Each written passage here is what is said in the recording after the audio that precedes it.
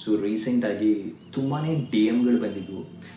ದೇಶದಲ್ಲಿರುವಂತಹ ನಿರುದ್ಯೋಗ ಸಮಸ್ಯೆ ಅಥವಾ ಯುವಕರಿಗೆ ಜಾಬ್ ಅನ್ನುವಂಥದ್ದೇನು ಸಿಗ್ತಾ ಇಲ್ಲ, ಈ ಒಂದು ವಿಚಾರದ ಬಗ್ಗೆ ಒಂದು ಕನ್ನಡದಲ್ಲಿ ವಿಡಿಯೋ ಮಾಡಿ ಅಂತ. ಖಂಡಿತ.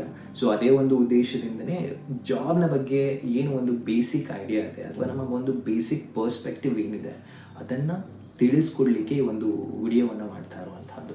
ಸೊ ಯಾಕೆಂದರೆ ಇವತ್ತಿನ ಸಿಚುವೇಶನ್, ಸ್ಪೆಷಲಿ ಇನ್ ಇಂಡಿಯಾದ ಒಂದು ಸಿಚುವೇಶನನ್ನು ನೋಡಿದರೆ 10 ವರ್ಷ 15 ವರ್ಷ ಎಜುಕೇಷನ್ ಮೇಲೆ ನಾವು ಮನಿಯನ್ನು ಟೈಮನ್ನು ಇನ್ವೆಸ್ಟ್ ಮಾಡ್ತಾ ಇದ್ದಾರೆ ನಮ್ಮ ಒಂದು ಯುವ ಜನತೆ. ಸೊ ಇಷ್ಟೆಲ್ಲ ಟೈಮನ್ನು ಇನ್ವೆಸ್ಟ್ ಮಾಡಿ ಆದಮೇಲೆ ಕೂಡ ಕಲ್ತಾದ್ಮೇಲೆ, ಈಗ ಇಂಜಿನಿಯರಿಂಗ್ ಕಂಪ್ಲೀಟ್ ಆದಮೇಲೆ ಅಥವಾ ಡಿಗ್ರಿ ಕಂಪ್ಲೀಟ್ ಆದಮೇಲೆ ಈವನ್ ಮೆಡಿಕಲ್ ಫೀಲ್ಡ್ಲಿ ಕೂಡ ಅದೇ ಒಂದು ಸಿಚುವೇಶನ್ ಕ್ರಿಯೇಟ್ ಆಗಿದೆ. ಸೊ ಎಲ್ಲ ಕಂಪ್ಲೀಟ್ ಆದಮೇಲೆ ಮನೆಯಲ್ಲಿ ಖಾಲಿ ಕೊಡುವಂತಹ ಸಿಚುವೇಶನ್ ಬಂದೊದಗಿದೆ ಅಲ್ವಾ.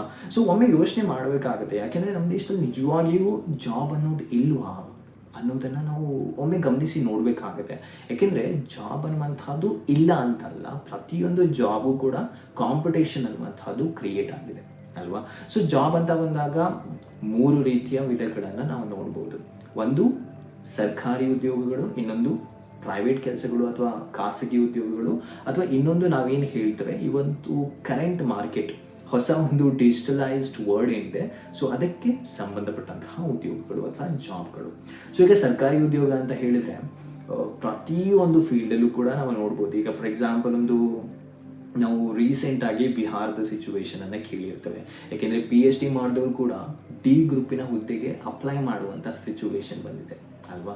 ಸೊ ಆ ಥರ ಕಾಂಪಿಟೇಷನ್ ಪ್ರತಿಯೊಂದು ಫೀಲ್ಡಲ್ಲೂ ನೋಡ್ಬೋದು ನಾವು. ಈವನ್ ಕರ್ನಾಟಕದ ಸಿಚುವೇಶನ್ಗೆ ಸಂಬಂಧಪಟ್ಟಂತೆ ನೋಡೋದಾದರೆ ಬೇಸಿಕ್ ಒಂದು ನಾವು ಏನು ಪೊಲೀಸ್ ಪೇದೆ ಹುದ್ದೆ ಇದೆ ಅಲ್ವಾ, ಪೊಲೀಸ್ ಕಾನ್ಸ್ಟೇಬಲ್ ಹುದ್ದೆ ಮೊದಲು SLC ಮಾಡಿದವರು ಬರೆಯುವಂತಹ ಹುದ್ದೆ ಆಗಿತ್ತು ಇವಾಗ.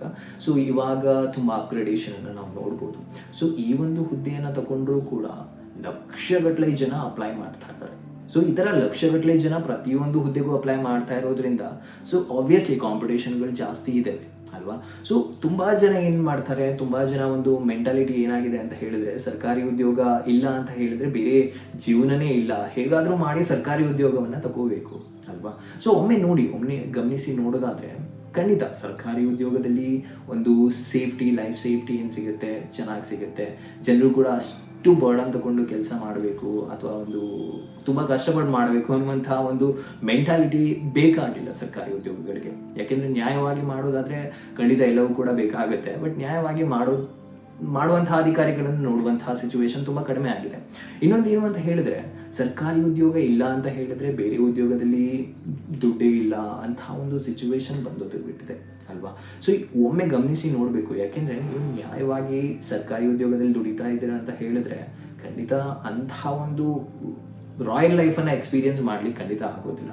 ಯಾಕೆಂದರೆ ತುಂಬ ಉದ್ಯೋಗಗಳಲ್ಲಿ ಸ್ಟಾರ್ಟಿಂಗೇ ನಾವು ಒಂದು 35,000 ಇಲ್ಲ 40,000 ಎಕ್ಸ್ಪೆಕ್ಟ್ ಮಾಡ್ಬೋದು.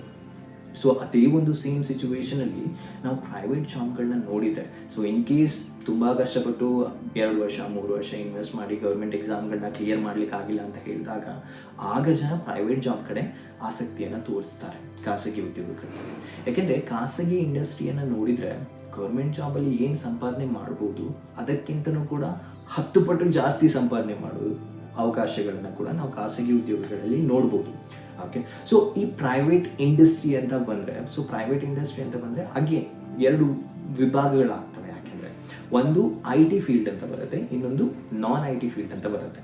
ಈ IT ಫೀಲ್ಡ್ ಅಂತ ಹೇಳಿದ್ರೆ ಅಂದರೆ ಈ ಕಂಪ್ಯೂಟರ್ ಸೈನ್ಸ್ ಬ್ಯಾಕ್ಗ್ರೌಂಡಿಂದ ಯಾರು ಬಂದಿರ್ತಾರೆ, ಸೊ ಅಂಥವ್ರು ಈ IT ಫೀಲ್ಡನ್ನು ನೋಡ್ಬೋದು. IT ಫೀಲ್ಡ್ ಅಂತ ಹೇಳಿದರೆ ಅಗೇನ್ ಡಿಫ್ರೆಂಟ್ ಜಾಬ್ ರೋಲ್ಸ್ ಬರುತ್ತೆ. ಈಗ ಸಾಫ್ಟ್ವೇರ್ ಡೆವಲಪರ್ಸ್ ಬರ್ತಾರೆ, ಡೇಟಾ ಸೈಂಟಿಸ್ಟ್ ಬರ್ತಾರೆ, ಡೇಟಾ ಅನಾಲಿಟಿಕ್ಸ್ ಅಂತ ರೋಲ್ಸ್ಗಳು ಬರ್ತವೆ, ಸಪೋರ್ಟ್ ರೋಲ್ಸ್ ಬರ್ತವೆ, ಕ್ವಾಲಿಟಿ ಇಂಜಿನಿಯರ್ಸ್ ಬರ್ತಾರೆ, ಕ್ವಾಲಿಟಿ ಅನಾಲಿಸಿಸ್ ಇಂಜಿನಿಯರ್ಸ್ ಬರ್ತಾರೆ. ಸೊ ಈ ಥರ ಡಿಫ್ರೆಂಟ್ ಬ್ಯಾಕ್ಗ್ರೌಂಡ್ಸ್ ಕೂಡ ಇದೆ. ಸೊ ಚೆನ್ನಾಗಿ ಅರ್ನ್ ಮಾಡಬೇಕು, ಆಬ್ವಿಯಸ್ಲಿ ಎಲ್ಲಿಗೂ ಕೂಡ ಮನಿಯನ್ನು ಮಾಡಬೇಕು ಅನ್ನುವಂಥ ಆಸಕ್ತಿ ಇರುತ್ತೆ. ಮನಿ ಮಾಡೋದೇ ಎಂಡ್ ಗೋಲ್ ಆಗಿರುತ್ತೆ. ಯಾಕೆಂದರೆ ನಾವು ಚಿಕ್ಕ ಏಜಲ್ಲಿ ಅನಿಸುತ್ತೆ ಇಂಜಿನಿಯರಿಂಗ್ ಮಾಡಬೇಕು, ನಾನು ಸಿವಿಲ್ ಇಂಜಿನಿಯರ್ ಆಗಬೇಕು, ಡಾಕ್ಟರ್ ಆಗಬೇಕು. But the end of the situation ನಮ್ಮೆಲ್ಲರ ತಲೆಯಲ್ಲಿರೋದು ಕೂಡ it's all about earning money ಅಲ್ವಾ. ಸೊ ಹಣವನ್ನು ಗಳಿಸೋದೇ ಉದ್ದೇಶ ಆಗಿರುತ್ತೆ. ಯಾಕೆಂದರೆ money is not everything, but we still need that money. So ಹಾಗಾಗಿ ಹಣವನ್ನೇ ಗಳಿಸಬೇಕು ಅಂತ ಹೇಳಿದ್ರೆ ಖಾಸಗಿ ಫೀಲ್ಡಲ್ಲಿ ಚೆನ್ನಾಗಿರುವಂತಹ ಉದ್ಯೋಗಗಳನ್ನು ಕೂಡ ನೋಡ್ಬೋದು. ಇವನ್ ಐ ಟಿ ಇಂಡಸ್ಟ್ರಿ ಅಂತ ಬಂದರೆ ತುಂಬ ಕಡೆಯಲ್ಲಿ ಮನೆಗಳಿದ್ದಾವೆ, ಬಟ್ ಒಂದು ಎಂಟ್ರಿ ಲೆವೆಲ್ ಜಾಬ್ಗಳನ್ನ ನೋಡೋದಾದರೆ ಈ ಸಾಫ್ಟ್ವೇರ್ ಡೆವಲಪ್ಮೆಂಟ್ ಅಥವಾ ಡೇಟಾ ಸೈನ್ಸ್ ಫೀಲ್ಡು ಒಂದು ಕರೆಂಟ್ ಮಾರ್ಕೆಟಲ್ಲಿ ತುಂಬ ಗ್ರೋಯಿಂಗ್ ಆಗಿರುವಂತಹ ಮಾರ್ಕೆಟು. ಸಾಫ್ಟ್ವೇರ್ ಡೆವಲಪ್ಮೆಂಟ್ ಫೀಲ್ಡ್ ಬಗ್ಗೆ ಎಲ್ಲರೂ ಕೇಳಿರ್ತಾರೆ. STE ರೂಲ್ಸ್ ಅಂತ ಬರುತ್ತೆ, ಸಾಫ್ಟ್ವೇರ್ ಡೆವಲಪ್ಮೆಂಟ್ ಇಂಜಿನಿಯರ್ಸ್ ಅಂತ ಬರ್ತಾರೆ. ಈ ಗೇಮಿಂಗ್ ಡೆವಲಪರ್ಸ್ ಆಗಿರ್ಬೋದು, ಅಪ್ಲಿಕೇಶನ್ ಡೆವಲಪರ್ಸ್ಗಳಾಗಿರ್ಬೋದು, ಅಥವಾ ವೆಬ್ಸೈಟ್ ಡೆವಲಪರ್ಸ್ಗಳಾಗಿರ್ಬೋದು. ಸೊ ಅದನ್ನು ಡೆವಲಪ್ ಮಾಡೋದು ಕೆಲಸಗಳಾಗಿರುತ್ತೆ ಸಾಫ್ಟ್ವೇರ್ ಡೆವಲಪರ್ಸ್ ಅಂತ ಹೇಳಿದ್ರೆ. ಇನ್ನೊಂದು ಫೀಲ್ಡ್ ಅಂತ ಹೇಳಿದ್ರೆ ಡೇಟಾ ಸೈನ್ಸ್. ಈಗ ಒಂದು ಲಾಸ್ಟ್ ಒಂದು 5-6 ವರ್ಷದಿಂದ ತುಂಬಾ ಗ್ರೋವಿಂಗ್ ಆಗಿರುವಂತಹ ಒಂದು ಮಾರ್ಕೆಟ್ ಡೇಟಾ ಸೈನ್ಸ್ ಅಂತ ಹೇಳಿದ್ರೆ. ಸೊ ತುಂಬ ಜನರಿಗೆ ಕನ್ಫ್ಯೂಷನ್ಸ್ ಇದೆ, ಡೇಟಾ ಸೈನ್ಸ್ ಅಂತ ಹೇಳಿದ್ರೆ ಏನು ಅನ್ನುವಂತಹ ಕನ್ಫ್ಯೂಷನ್ಸ್ ಇದೆ. ಒಂದು ಸಣ್ಣ ಒಂದು ಎಕ್ಸಾಂಪಲ್ನ ಕೊಡೋದಾದ್ರೆ, ಸೊ ಡೇಟಾ ಅನ್ನುವಂಥದ್ದು ಎಷ್ಟು ಒಂದು $1 ಬಿಲಿಯನ್ ಮಾರ್ಕೆಟ್ ಈಗ ಕರೆಂಟ್ ಇಂಡಸ್ಟ್ರಿಯಲ್ಲಿ ಅಂತ ಹೇಳಿದ್ರೆ. ಈಗ ಫಾರ್ ಎಕ್ಸಾಂಪಲ್ ನಾವೇನಾದರೂ ಬೈ ಮಾಡ್ತಾರೆ, ಮೊದಲೆಲ್ಲ ಬೈ ಮಾಡಬೇಕು ಅಂತ ಹೇಳಿದ್ರೆ ಹೊರಗಡೆ ಹೋಗಿ ತಗೊಂಡು ಬರಬೇಕಾಗತ್ತೆ. ಸೊ ಇವಾಗ ಕುತ್ಕೊಂಡು ಜಸ್ಟ್ ಮೊಬೈಲಲ್ಲೇ ಅಪ್ಲೈ ಮಾಡ್ಬೋದು, ಆರ್ಡರ್ ಮಾಡ್ಬೋದು, ಎಲ್ಲವನ್ನ ಕೂಡ ಮೊಬೈಲಲ್ಲೇ ಮಾಡಲಿಕ್ಕೆ ಅವಕಾಶಗಳನ್ನು ಕಲ್ಪಿಸಿಕೊಟ್ಟಿದೆ ಈ ಒಂದು ಟೆಕ್ ವರ್ಡ್ ಏನಿದೆ ಅದು. ಸೊ ಈಗ ಫಾರ್ ಎಕ್ಸಾಂಪಲ್ ಈಗ ಅಮೆಝಾನ್ ಆಗಿರ್ಬೋದು, ಗೂಗಲ್ ಆಗಿರ್ಬೋದು, ನಾವು ಡೈರೆಕ್ಟ್ ಆಗಿ ಹೋಗಿ ಫಾರ್ ಎಕ್ಸಾಂಪಲ್ ನಾವು ಒಂದು ಶೂ ಅನ್ನು ಬೈ ಮಾಡಬೇಕು ಅಂತ ಹೇಳಿದ್ರೆ ತುಂಬ ಕಾಮರ್ಸ್ ವೆಬ್ಸೈಟ್ಸ್ಗಳಿದ್ದಾವೆ ಅಲ್ವಾ. ಸೊ ಆ ಕಾಮರ್ಸ್ ಸೈಟ್ಗಳಾಗಿರ್ಬೋದು, ಅಪ್ಲಿಕೇಶನ್ಗಳಾಗಿರ್ಬೋದು, ಅಲ್ಲಿ ಹೋಗಿ ನಾವು ಸರ್ಚ್ ಮಾಡ್ತೇವೆ. ಈಗ ಒಂದು ಶೂ ಅನ್ನು ಸರ್ಚ್ ಮಾಡ್ತಾ ಇದ್ದಾರೆ ಅಂತ ಹೇಳಿದ್ರೆ ಬೈ ಕೂಡ ಮಾಡ್ಬೋದು. ಸೊ ನೀವು ಎಕ್ಸ್ಪೀರಿಯನ್ಸ್ ಮಾಡಿರ್ತೀರ, ತುಂಬ ಜನ ಎಕ್ಸ್ಪೀರಿಯನ್ಸ್ ಮಾಡಿರ್ತೀರ. ಸೊ ಈ ಥರ ಶೂ ಅನ್ನು ಬೈ ಮಾಡುವಾಗ ಒಂದು ಸ್ವಲ್ಪ ಟೈಮ್ ಬಿಟ್ಟಿದ್ರೆ ನಾವು ಸೋಷಿಯಲ್ ಮೀಡಿಯಾ ಯೂಸ್ ಮಾಡುವಾಗ, ಈಗ ಫಾರ್ ಎಕ್ಸಾಂಪಲ್ ಇನ್ಸ್ಟಾಗ್ರಾಮಲ್ಲಿ ನೀವೇನೋ ಒಂದು ಸ್ಕ್ರೋಲ್ ಮಾಡ್ತಾ ಇರ್ತೀರ. ಸೊ ಆ ಸ್ಕ್ರೋಲ್ ಮಾಡೋ ಮಧ್ಯದಲ್ಲಿ ನೀವೇನು ಶೂ ಅನ್ನು ಹುಡುಕ್ತಾ ಇದ್ದೀರಾ, ಆ ಶೂಗೆ ರಿಲೇಟೆಡ್ ಆಗಿರುವಂತಹ ಆ್ಯಡ್ಗಳನ್ನು ನೀವು ಈ ಸೋಷಿಯಲ್ ಮೀಡಿಯಾದಲ್ಲಿ ಕೂಡ ನೋಡ್ಬೋದು. So this is just because of data ಅಲ್ವಾ. ಸೊ ನಾವೇನು ಡೇಟಾವನ್ನು ಆನ್ಲೈನಲ್ಲಿ ಯೂಸ್ ಮಾಡ್ತಾ ಇದ್ವಿ, ಎಲ್ಲ ಡೇಟಾ ಕೂಡ ಕಂಪ್ಲೀಟ್ಲಿ ಸ್ಟೋರ್ ಆಗ್ತಾ ಇದೆ. ಸೊ ಆ ಸ್ಟೋರ್ ಆಗಿರುವಂತಹ ಡೇಟಾವನ್ನು ಈ ಇಂಡಸ್ಟ್ರಿಗಳೇನಿದ್ದಾವೆ ಅದನ್ನು ಮಾರ್ಕೆಟ್ ಅಂದರೆ ಟಾರ್ಗೆಟ್ ಆಡಿಯನ್ಸ್ ಯಾರಿದ್ದಾರೆ, ಟಾರ್ಗೆಟ್ ಆಡಿಯನ್ಸ್ ಅಂತ ಹೇಳಿದರೆ ಈಗ ನಾನೊಬ್ಬ ಟಾರ್ಗೆಟ್ ಅಂದರೆ ನಾನೀಗ ಶೂ ಅನ್ನು ನೋಡ್ತಾ ಇದ್ದೇನೆ. ಈ ಶೂ ಇಂಡಸ್ಟ್ರಿ ಏನು ಮಾಡುತ್ತೆ, ಆ ಡೇಟಾವನ್ನು ತಗೊಂಡು ಇಲ್ಲಿ ಯೂಸ್ ಮಾಡಿ ಮಾರ್ಕೆಟಿಂಗ್ ಮಾಡುತ್ತೆ. ಸೊ ಹಾಗಾಗಿ ಡೇಟಾ ಸೈನ್ಸ್ ಅನ್ನುವಂಥದ್ದು ಒಂದು ತುಂಬಾ ಗ್ರೋವಿಂಗ್ ಆಗಿರುವಂತಹ ಮಾರ್ಕೆಟ್ ಕರೆಂಟ್ ಇಂಡಸ್ಟ್ರಿಯಲ್ಲಿ. ಸೊ ಒಳ್ಳೆ ಪ್ಯಾಕೇಜನ್ನು ನೋಡ್ಬೋದು, ಸ್ಟಾರ್ಟಿಂಗಲ್ಲಿ ಕೂಡ 7 ರಿಂದ 28 ಲಕ್ಷದ ತನಕ ಪ್ಯಾಕೇಜನ್ನು ನೋಡ್ಬೋದು ಈ ಒಂದು ಇಂಡಸ್ಟ್ರಿಯಲ್ಲಿ. ಓಕೆ, ಸೊ ಇನ್ನೊಂದು ತುಂಬ ಜನರಲ್ಲಿ ಕನ್ಫ್ಯೂಷನ್ಸ್ ಇದೆ, ಡೇಟಾ ಸೈಂಟಿಸ್ಟ್ ಆಗಬೇಕು, ಡೇಟಾ ಅನಲಿಸ್ಟ್ ಆಗಬೇಕು, ಬಿಸ್ನೆಸ್ ಅನಲಿಸ್ಟು, ಅಥವಾ ಸಾಫ್ಟ್ವೇರ್ ಡೆವಲಪ್ಮೆಂಟ್ ಫೀಲ್ಡಿಗೆ ಹೋಗಬೇಕು ನಾನು ಅನ್ನುವಂತಹ ಒಂದು ಕನ್ಫ್ಯೂಷನ್ಸ್ ಇದೆ. ಬಟ್ ಈ ಒಂದು ಕನ್ಫ್ಯೂಷನ್ ಬರೀ CSE ಬ್ಯಾಕ್ಗ್ರೌಂಡ್ ಅಥವಾ ಕಂಪ್ಯೂಟರ್ ಸೈನ್ಸ್ ಇಂಜಿನಿಯರಿಂಗ್ ಬ್ಯಾಕ್ಗ್ರೌಂಡಿಂದ ಬಂದವರಿಗೆ ಅಥವಾ BC ಆಗಿರ್ಬೋದು, MC ಆಗಿರ್ಬೋದು, ಅವರಿಗೆ ಮಾತ್ರ ಸೀಮಿತ ಅಲ್ಲ. ಓಕೆ, ಸೊ ಕಲಿಯುವಂತಹ ಆಸಕ್ತಿ ಇದೆ ಅಂತ ಹೇಳಿದ್ರೆ ಯಾವುದೇ ಒಂದು ಫೀಲ್ಡ್ ಆಗಿರ್ಬೋದು, ಇವನ್ BA ಫೀಲ್ಡಿಂದ ಬರ್ಬೋದು, BCom ಫೀಲ್ಡಿಂದ ಬಂದಿರ್ಬೋದು, ಅಥವಾ ಯಾವುದೇ ಒಂದು ಗ್ರಾಜುಯೇಷನ್ ಬ್ಯಾಕ್ಗ್ರೌಂಡಿಂದ ಆಗಿರ್ಬೋದು. ಸೊ ಬಂದಿದ್ರೂ ಕೂಡ ನೀವು ಈ ಫೀಲ್ಡಿಗೆ ಹೋಗಿ ವರ್ಕ್ ಮಾಡಲಿಕ್ಕೆ ಅವಕಾಶಗಳಿದ್ದಾವೆ. ತುಂಬ ಅಪ್ಸ್ಕಿಲ್ಮೆಂಟ್ ಪ್ಲಾಟ್ಫಾರ್ಮ್ಸ್ಗಳಿದ್ದಾವೆ. ಸೊ 6 ತಿಂಗಳಿಂದ ಒಂದು 12 ತಿಂಗಳಲ್ಲಿ ನೀವು ಅವ್ರೇನು 4 ವರ್ಷ ಇನ್ವೆಸ್ಟ್ ಮಾಡಿ ಕಲಿತಾರೆ ಅದನ್ನು ಬರೀ 6 ತಿಂಗಳು ಇಲ್ಲ 12 ತಿಂಗಳಲ್ಲಿ ಎಲ್ಲವನ್ನ ಕಂಪ್ಲೀಟ್ ಮಾಡ್ಕೋಬೋದು. ಸೊ ಕಂಪ್ಲೀಟ್ ಮಾಡಿಕೊಂಡು, ಯಾಕೆಂದರೆ ಮೊದಲು ಒಂದು ಕಾಲದಲ್ಲಿ ಎಕ್ಸ್ಪೀರಿಯನ್ಸ್ ಕೇಳ್ತಾ ಇದ್ರು ಇಂಡಸ್ಟ್ರಿಯಲ್ಲಿ, ಬಟ್ ಇವಾಗ ಎಕ್ಸ್ಪೀರಿಯನ್ಸ್ಗಿಂತನೂ ನಿಮ್ಮ ಸ್ಕಿಲ್ಸ್ ಏನಿದೆ ಅದು ಇಂಪಾರ್ಟೆಂಟ್ ಆಗುತ್ತೆ. ಸೊ ತುಂಬ ಅಪ್ಸ್ಕಿಲ್ಮೆಂಟ್ ಪ್ಲಾಟ್ಫಾರ್ಮ್ಸ್ಗಳಿದ್ದಾವೆ. 6ರಿಂದ ಒಂದು 12 ತಿಂಗಳಲ್ಲಿ ನಿಮ್ಮನ್ನು ಟ್ರೈನ್ ಮಾಡ್ತಾರೆ. ಟ್ರೈನ್ ಅಂತ ಹೇಳಿದ್ರೆ ಬರೀ ಥಿಯರಿಟಿಕಲ್ ಮೆಥಡಲ್ಲಿ ಅಲ್ಲ, even practical based approaches learning ಇರುತ್ತೆ. ಸೊ ಅಂದರೆ ನೀವು ಪ್ರಾಕ್ಟಿಕಲಿ ಎಕ್ಸ್ಪೀರಿಯನ್ಸ್ ಮಾಡ್ತೀರಾ, ಪ್ರಾಜೆಕ್ಟ್ಸನ್ನು ಬಿಲ್ಡ್ ಮಾಡ್ತೀರಾ. ಸೊ ಇದೆಲ್ಲ ಏನು ಮಾಡುತ್ತೆ ಅಂತ ಹೇಳಿದ್ರೆ ಇಂಡಸ್ಟ್ರಿಯಲ್ಲಿ ತುಂಬ ಚೆನ್ನಾಗಿ ಅವಕಾಶಗಳನ್ನು ಕಲ್ಪಿಸಿಕೊಡುತ್ತೆ. ಓಕೆ, ಸೊ ಅದು ಒಂದು ಯಾವುದೇ ಫೀಲ್ಡಿಂದ ಆಗಿರ್ಬೋದು. ಸೊ ಯಾವುದೇ ಫೀಲ್ಡಿಂದ ಬಂದರೂ ಕೂಡ ನಿಮಗೆ IT ವರ್ಕ್ ಮಾಡಲಿಕ್ಕೆ ಅವಕಾಶಗಳು ಇದೆ. ಆ್ಯಂಡ್ ಒಳ್ಳೆಯ ಕೆಲಸಗಳನ್ನ ಕೂಡ ನೋಡ್ಬೋದು, ಒಳ್ಳೆಯ ಜಾಬ್ ರೋಲ್ಸ್ ಇರುತ್ತೆ. ಯಾಕೆಂದರೆ IT ಅಂತ ಹೇಳಿದಾಗ ತುಂಬ ಜನರಿಗೆ ಬರ್ಡನ್ ಇದೆ, ಆ ಥರ ಎಲ್ಲ ಫೀಲ್ ಇರುತ್ತೆ ಡೆಫಿನೆಟ್ಲಿ. ಬಟ್ IT ಅಂತ ಹೇಳಿದಾಗ ಅದೇ IT 2 ದಿನ ರಜೆ ಕೂಡ ಸಿಗುತ್ತೆ. ನಾರ್ಮಲಿ ಒಂದು 5 ದಿನ ವರ್ಕ್ ಲೈಫ್ ಬ್ಯಾಲೆನ್ಸ್ ಇರುತ್ತೆ ಆ್ಯಂಡ್ 2 ಡೇಸ್ ಪ್ರಾಪರ್ ಆದ ರಜೆಗಳನ್ನ ಕೂಡ ನೋಡ್ಬೋದು. ಬಟ್ ಬೇಸಿಕ್ ಈಗ ತುಂಬ ನಾವು ನೋಡಿರ್ತೇವೆ IT ಅಂತ ಹೇಳಿದಾಗ ತುಂಬ ಟೆನ್ಷನ್ ಇದೆ, ಪ್ರೆಷರ್ ಇದೆ. ಸೊ ಈ ಟೆನ್ಷನ್ ಮತ್ತು ಪ್ರೆಷರ್ ಎಲ್ಲ ಏನಾಗುತ್ತೆ, ತುಂಬ ಬೇಸಿಕ್ ಲೆವೆಲ್, ಎಂಟ್ರಿ ಲೆವೆಲ್ ಜಾಬ್ಗಳಲ್ಲಿ ಇರ್ತವೆ. ಈ QA ಇಂಜಿನಿಯರ್ಸ್ ಯಾರಿರ್ತಾರೆ ಅಥವಾ ಯಾವುದೇ ಒಂದು ಸಪೋರ್ಟ್ ರೋಲ್ ಆಗಿರ್ಬೋದು. ಸೊ ಇವರು ತುಂಬ ವರ್ಕ್ ಮಾಡ್ತಾರೆ. ಅದೇ ನಿಮ್ಮ ಸ್ಟೆಪ್ ಬೈ ಸ್ಟೆಪ್ ನಿಮ್ಮದು ಪ್ರಮೋಷನ್ಸ್ ಆಗಿದ್ದಾಗ, ಗ್ರೋತ್ ಆದಾಗ ಚೆನ್ನಾಗಿರುವಂತಹ ಒಂದು ರೋಲ್ಸ್ಗಳನ್ನ ನೋಡ್ಬೋದು. ಸೊ ಇದು IT ಇಂಡಸ್ಟ್ರಿ. ಓಕೆ, ಸೊ ಇನ್ನೊಂದು ಅಂತ ಹೇಳಿದ್ರೆ ನಾನ್ IT ಇಂಡಸ್ಟ್ರಿ, ಪ್ರೈವೇಟ್ ಸೆಕ್ಟರಲ್ಲಿ ಇನ್ನೊಂದು ಬಿಗ್ಗೆಸ್ಟ್ ಚಾಲೆಂಜ್ ಅಂತ ಹೇಳಿದ್ರೆ, ಬಿಗ್ಗೆಸ್ಟ್ ಒಂದು ಏನು ಇಂಡಸ್ಟ್ರಿ ಅಂತ ಹೇಳಿದ್ರೆ non I T industry. So non I T industry ಅಂತ ಹೇಳಿದ್ರೆ ಈ ಐ ಟಿ ಸೆಕ್ಟರನ್ನು ಬಿಟ್ಟು ನಾವು ಯಾವ್ಯಾವ ಇಂಡಸ್ಟ್ರಿಯನ್ನು ನೋಡ್ತೇವೆ ಎಲ್ಲ ಕೂಡ ಕಂಪ್ಲೀಟ್ ಆಗಿ ನಾನ್ ಐ ಟಿ ಇಂಡಸ್ಟ್ರಿಯಲ್ಲೇ ಸಿಗುತ್ತೆ. ಸೊ ನಾನ್ ಐ ಟಿ ಇಂಡಸ್ಟ್ರಿಯಲ್ಲಿ ಕ್ರ್ಯಾಕ್ ಮಾಡಬೇಕು, ಇಂಟರ್ವ್ಯೂಸನ್ನು ಕ್ರ್ಯಾಕ್ ಮಾಡಬೇಕು, ಒಂದು ಜಾಬ್ ತಗೋಬೇಕು ಅಂತ ಹೇಳಿದ್ರೆ ಒಂದು ಬೇಸಿಕ್ ಅಂಡರ್ಸ್ಟ್ಯಾಂಡಿಂಗ್ ಏನು ಅಂತ ಹೇಳಿದ್ರೆ ಕಮ್ಯುನಿಕೇಷನ್. ನೀವು ಚೆನ್ನಾಗಿ ಕಮ್ಯುನಿಕೇಟ್ ಮಾಡ್ತೀರಾ, ಇಂಗ್ಲೀಷ್ ಚೆನ್ನಾಗಿದೆ ಅಂತ ಹೇಳಿದ್ರೆ you are good to go. So English ಚೆನ್ನಾಗಿದೆ, ಕಮ್ಯುನಿಕೇಷನ್ ಚೆನ್ನಾಗಿದೆ ಅಂತ ಹೇಳಿದ್ರೆ ಒಂದು 90% ಜಾಬ್ಗೆ ನೀವು ಎಲಿಜಿಬಲ್ ಇರ್ತೀರಾ. ಇವನ್ ಸ್ಕಿಲ್ಸ್ ಇದೆ, ಜಾಬ್ ರೋಲ್ಗೆ ಬೇಕಾಗಿರುವಂತಹ ಸ್ಕಿಲ್ಸ್ ಇದೆ, ಬಟ್ ಇಂಗ್ಲೀಷ್ ಕಮ್ಯುನಿಕೇಷನ್ ಚೆನ್ನಾಗಿಲ್ಲ ಅಂತ ಹೇಳಿದ್ರೆ ಇಂಟರ್ವ್ಯೂಲಿ ಕ್ರ್ಯಾಕ್ ಮಾಡೋದು ಕಷ್ಟ ಆಗುತ್ತೆ. ಸೊ ಇಂಟರ್ವ್ಯೂಲಿ ಕ್ರ್ಯಾಕ್ ಮಾಡಬೇಕು ಅಂತ ಹೇಳಿದ್ರೆ ಕಮ್ಯುನಿಕೇಷನ್ ಚೆನ್ನಾಗಿರಲೇಬೇಕು ಆ್ಯಂಡ್ ಇಂಗ್ಲೀಷ್ ಬೇಕಾಗುತ್ತೆ. ಸೊ ಇಂಗ್ಲೀಷ್ ಚೆನ್ನಾಗಿದೆ, ಕಮ್ಯುನಿಕೇಷನ್ ಚೆನ್ನಾಗಿದೆ ಅಂತ ಹೇಳಿದ್ರೆ ಅದೇ ಹೇಳಿದಾಗೆ ತುಂಬ ಜಾಬ್ಗಳಿಗೆ ನೀವು ಅಪ್ಲೈ ಮಾಡ್ಬೋದು, ಕ್ರ್ಯಾಕ್ ಕೂಡ ಮಾಡ್ಬೋದು. ಇವನ್ ಈ ಇಂಡಸ್ಟ್ರಿಯಲ್ಲೂ ಕೂಡ ಚೆನ್ನಾಗಿರುವಂತಹ ಪ್ಯಾಕೇಜನ್ನು ಎಕ್ಸ್ಪೆಕ್ಟ್ ಮಾಡ್ಬೋದು ನೀವು. ಓಕೆ. ಆ್ಯಂಡ್ ಇನ್ನೊಂದು ತುಂಬ ರೂರಲ್ ಏರಿಯಾದಿಂದ ಬಂದಿರುವಂತಹ ನೋಡಿರ್ತೇವೆ ನಾವು ಕೂಡ ರೀಸೆಂಟ್ ಡೇಸಲ್ಲಿ. ಇವನ್ ನಾನು ಕೂಡ ತುಂಬ ಜನರನ್ನು ನೋಡಿದ್ದೇವೆ. ಗ್ರಾಜುಯೇಷನ್ ಮಾಡಿರ್ತಾರೆ, ಗ್ರಾಜುಯೇಷನ್ ಕಂಪ್ಲೀಟ್ ಆಗಿರುತ್ತೆ, ಇವನ್ ಮಾಸ್ಟರ್ಸ್ ಮಾಡಿರ್ತಾರೆ.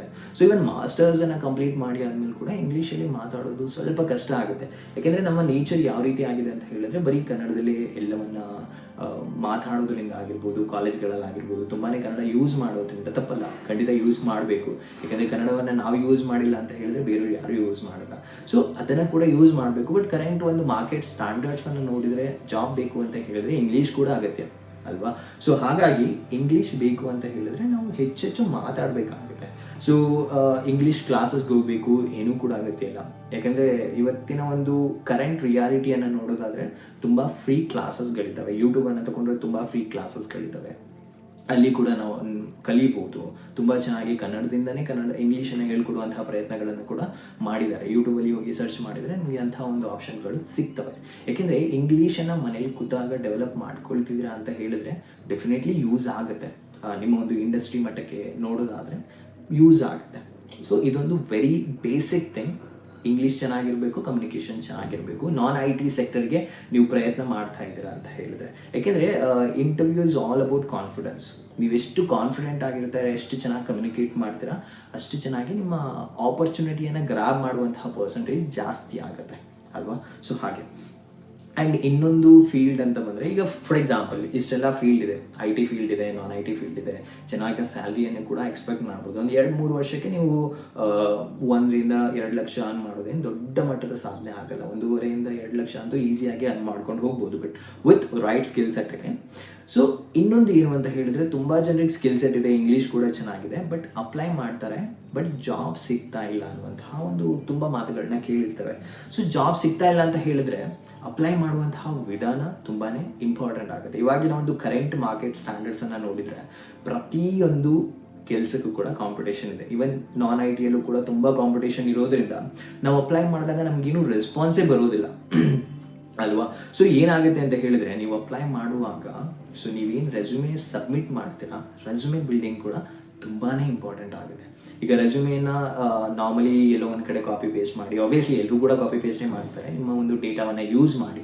ಸೊ ಅದನ್ನೇ ಚೆನ್ನಾಗಿ ಮಾಡಬೇಕಾಗುತ್ತೆ. ಯಾಕೆಂದರೆ ಇವಾಗಿನ ಒಂದು ಇಂಡಸ್ಟ್ರಿಗಳಲ್ಲಿ ಯಾವ ರೀತಿ ಅಂತ ಹೇಳಿದ್ರೆ, ನೀವೇನು ರೆಸ್ಯೂಮೆನ ಹಾಕ್ತೀರಾ ಅದನ್ನು ಕುತ್ಕೊಂಡು ಮ್ಯಾನ್ಯುವಲಿ ಚೆಕಿಂಗ್ ಯಾರೂ ಕೂಡ ಮಾಡೋದಿಲ್ಲ. ಸೊ ಇವಾಗ ಇಂಡಸ್ಟ್ರಿಗಳಲ್ಲಿ ಕೆಲವೊಂದು ಆಲ್ಗೋರಿದಮನ್ನು ಯೂಸ್ ಮಾಡ್ತಾರೆ. ಸೊ ಆಲ್ಗೋರಿದಮನ್ನು ಯೂಸ್ ಮಾಡಿಬಿಟ್ಟು ನಿಮ್ಮ ರೆಸ್ಯೂಮೆಯಲ್ಲಿರುವಂತಹ ಕೆಲವೊಂದು ಕೀವರ್ಡ್ಗಳನ್ನು ಚೆಕ್ ಮಾಡ್ತಾರೆ. ಸೊ ಆ ಒಂದು ಕೀವರ್ಡ್ಗಳು ಸುಟೇಬಲ್ ಕೀವರ್ಡ್ಗಳು, ಜಾಬ್ಗೆ ಬೇಕಾಗಿರುವಂತಹ ಕೀವರ್ಡ್ಗಳು ನಿಮ್ಮ ರೆಸ್ಯೂಮೇಲಿ ಇದೆ ಅಂತ ಹೇಳಿದ್ರೆ ಮಾತ್ರ ನಿಮಗೆ ಒಂದು ಇಂಟರ್ವ್ಯೂ ಕಾಲ್ಸ್ ಬರುತ್ತೆ. ಕಂಪ್ಲೀಟ್ಲಿ ಆಟೋಮೈಸ್ಡ್ ಸಿಸ್ಟಮ್ ಇದು. ಸೊ ಹಾಗಾಗಿ ರೆಸ್ಯೂಮೆಯನ್ನು ಬಿಲ್ಡ್ ಮಾಡುವಂಥದ್ದು ಕೂಡ ತುಂಬ ಇಂಪಾರ್ಟೆಂಟ್ ಆಗುತ್ತೆ. ಒಂದು ಕ್ರೌಡಲ್ಲಿ ನೀವು ಒಂದು ಸ್ಟ್ಯಾಂಡ್ ಔಟ್ ಆಗಬೇಕು ಅಂತ ಹೇಳಿದ್ರೆ resume building is very important thing. Okay. So ಹಾಗಾಗಿ ರೆಸ್ಯೂಮೆ ಬಿಲ್ಡಿಂಗನ್ನು ಮಾಡುವಾಗ ನಾರ್ಮಲ್ ವೆಬ್ಸೈಟನ್ನು ಹೋಗ್ಬಿಟ್ಟು, ತುಂಬ ಜನ ಏನು ಮಾಡ್ತಾರೆ, ವೆಬ್ಸೈಟ್ಗೆ ಹೋಗ್ಬಿಟ್ಟು ರೆಸ್ಯೂಮೆ ಬಿಲ್ಡಿಂಗ್ ಅಂತ ಹೊಡೆದಾಗ ತುಂಬ ಅಪ್ಲಿಕೇಶನ್ಸ್ಗಳು ಬರ್ತವೆ. ಸೊ ಅದರಲ್ಲಿ ಯೂಸ್ ಮಾಡಿದಾಗ ಎಲ್ಲ ಟೆಂಪ್ಲೇಟ್ಸ್ಗಳು ಕೂಡ ಸೇಮ್ ಆಗಿರುತ್ತೆ. ಈಗ ಒಂದು 1000 ಜನ ಯೂಸ್ ಮಾಡಿ ಸೇಮ್ ವೆಬ್ಸೈಟನ್ನು ಯೂಸ್ ಮಾಡಿ ಮಾಡ್ತಿದ್ದಾರೆ ಅಂತ ಹೇಳಿದ್ರೆ 1000 ಜನರ ರೆಸ್ಯೂಮೆಲ್ಲೂ ಕೂಡ ಒಂದು ಸಿಮಿಲಾರಿಟೀಸ್ ಇರುತ್ತೆ. ಸೊ ನಿಮ್ಮ ರೆಸ್ಯೂಮೆ ಸೆಲೆಕ್ಟ್ ಆಗಬೇಕು ಅಂತ ಹೇಳಿದ್ರೆ ಒಂದು ಯುನಿಕ್ ಪಾಯಿಂಟ್ ಇರಬೇಕಾಗುತ್ತೆ. ಸೊ ಈ ಒಂದು ನಿಟ್ಟಿನಲ್ಲಿ ನೀವೇನು ಮಾಡ್ಬೋದು ಅಂತ ಹೇಳಿದ್ರೆ AI ಯೂಸ್ ಮಾಡ್ಬೋದು. ಸೊ ಇವಾಗಿನ ಒಂದು ಕರೆಂಟ್ ಮಾರ್ಕೆಟ್ ಸ್ಟ್ಯಾಂಡರ್ಡ್ಸಲ್ಲಿ ನಾವೇನು ಕೆಲಸ ಮಾಡ್ಬೋದು, ಎಲ್ಲ ಕೆಲಸಕ್ಕೂ ಸಪೋರ್ಟ್ ಮಾಡಲಿಕ್ಕೆ ಆರ್ಟಿಫಿಷಿಯಲ್ ಇಂಟೆಲಿಜೆನ್ಸ್ಗಳಿದ್ದಾವೆ. ಅಲ್ವಾ? ಸೊ ಎಲ್ಲರೂ ಕೂಡ ಚಾಟ್ ಜಿ ಪಿ ಟಿ ಬಗ್ಗೆ ಕೇಳಿರ್ತಾರೆ. ಸೊ ಅದೇ ಚಾಟ್ ಜಿ ಪಿ ಟಿಯನ್ನು ಯೂಸ್ ಮಾಡಿಕೊಂಡು ರೆಸ್ಯೂಮೆಗಳನ್ನು ಬಿಲ್ಡ್ ಮಾಡ್ಬೋದು, ಕ್ರಿಯೇಟ್ ಮಾಡ್ಬೋದು. ಓಕೆ, ಸೊ ಆ ಚಾಟ್ ಜಿ ಪಿ ಟಿಗಳ ಬಗ್ಗೆ ಕೂಡ ತುಂಬ ಯೂಟ್ಯೂಬ್ ವಿಡಿಯೋಸ್ಗಳಿದ್ದಾವೆ, ತುಂಬ ಆನ್ಲೈನ್ ಕಾಂಟೆಂಟ್ಗಳು ಸಿಗುತ್ತೆ. ಸೊ ಹೇಗೆ ಯೂಸ್ ಮಾಡ್ಬೋದು ಅದನ್ನು ಕೂಡ ನೋಡ್ಬೋದು ನೀವು. ಸೊ ಅದನ್ನು ಯೂಸ್ ಮಾಡಿಕೊಂಡು ರೆಸ್ಯೂಮೆ ಬಿಲ್ಡ್ ಮಾಡಿ. ಸೊ ಇಂಥ ರೆಸ್ಯೂಮೆಗಳನ್ನು ಅಪ್ಲೈ ಮಾಡಿ. ಯಾಕೆಂದರೆ ರೆಸ್ಯೂಮೆ ಅನ್ನುವಂಥದ್ದು ಫಸ್ಟ್ ಸ್ಟೆಪ್, ನೀವು ಜಾಬ್ ಹೋಗಲಿಕ್ಕೆ ಫಸ್ಟ್ ಸ್ಟೆಪ್ ಆಗಿರೋದ್ರಿಂದ ರೆಸ್ಯೂಮೆ ತುಂಬ ಅಟ್ರಾಕ್ಟಿವ್ ಆಗಿರಲೇ ಬೇಕಾಗುತ್ತೆ. ಇಲ್ಲದಿದ್ದರೆ ಕಂಪ್ನೀಸ್ಗಳು ನಿಮಗೆ ಚಾನ್ಸನ್ನು ಕೊಡೋದಿಲ್ಲ. ನೀವು 1,000 ಕಂಪ್ನೀಸ್ಗಳಿಗೆ ಅಪ್ಲೈ ಮಾಡಿದರೂ ಕೂಡ ಒಂದು ಕೂಡ ರಿಟರ್ನ್ ರೆಸ್ಪಾನ್ಸ್ ಬರೋದಿಲ್ಲ ಅಂತ ಹೇಳಿದ್ರೆ just because of your bad resume, ಅಲ್ವಾ? ಸೊ ಹಾಗಾಗಿ ಇನ್ನೊಂದು ಏನು ಅಂತ ಹೇಳಿದ್ರೆ, ಈಗ ಸ್ಕಿಲ್ಸ್ ಇದೆ, ಕಮ್ಯುನಿಕೇಷನ್ ಕೂಡ ಚೆನ್ನಾಗಿದೆ, ತುಂಬ ಚೆನ್ನಾಗಿರೋ ರೆಸ್ಯೂಮೆ ಕೂಡ ಇದೆ, ಬಟ್ ಅದನ್ನು ಎಲ್ಲಿ ಅಪ್ಲೈ ಮಾಡೋದು ಅನ್ನುವಂಥ ಒಂದು ಕನ್ಫ್ಯೂಷನ್ ಇರುತ್ತೆ ನಾರ್ಮಲಿ.